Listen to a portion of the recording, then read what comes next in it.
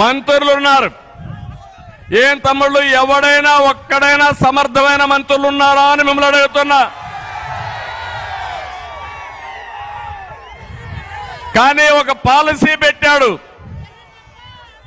ప్రతి ఒక్క మంత్రి, ప్రతి ఒక్క ఎమ్మెల్యే మనల్ని తిట్టాలి.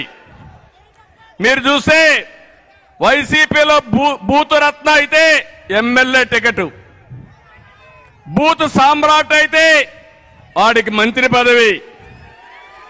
ముందు నన్ను తిట్టాలి, పవన్ కళ్యాణ్ తిట్టాలి, లోకేష్ తిట్టాలి, అప్పుడే వీళ్ళకి మంత్రి పదవులు, అప్పుడే ఎమ్మెల్యే సీట్లు, అప్పుడే ఎంపీ సీట్లు.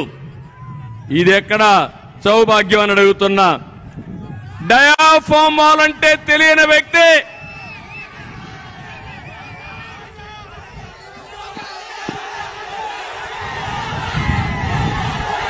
ఓకే, హుషారుగా ఉన్నారు మీరు. డయాఫామ్ వాల్ అంటే తెలియని వ్యక్తి ఇరిగేషన్ శాఖ మంత్రి, పెట్టుబడులంటే కోడిగుడ్డు అనే వ్యక్తి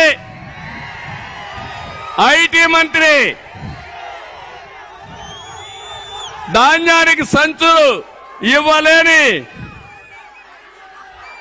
మంత్రి పౌర సరఫరాల మంత్రి,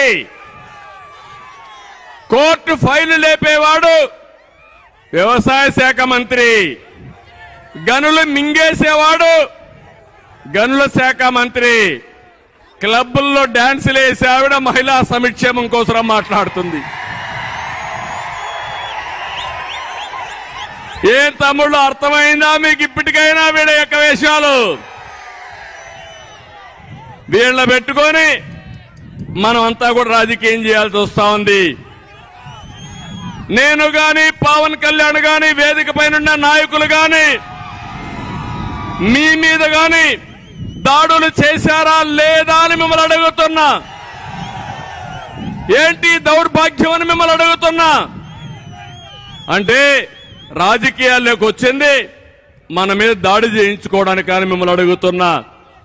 ఇలాంటి వ్యక్తుల్ని ఏం చేయాలనో ఆలోచించాల్సిన బాధ్యత మీ అందరి పైన ఉంది.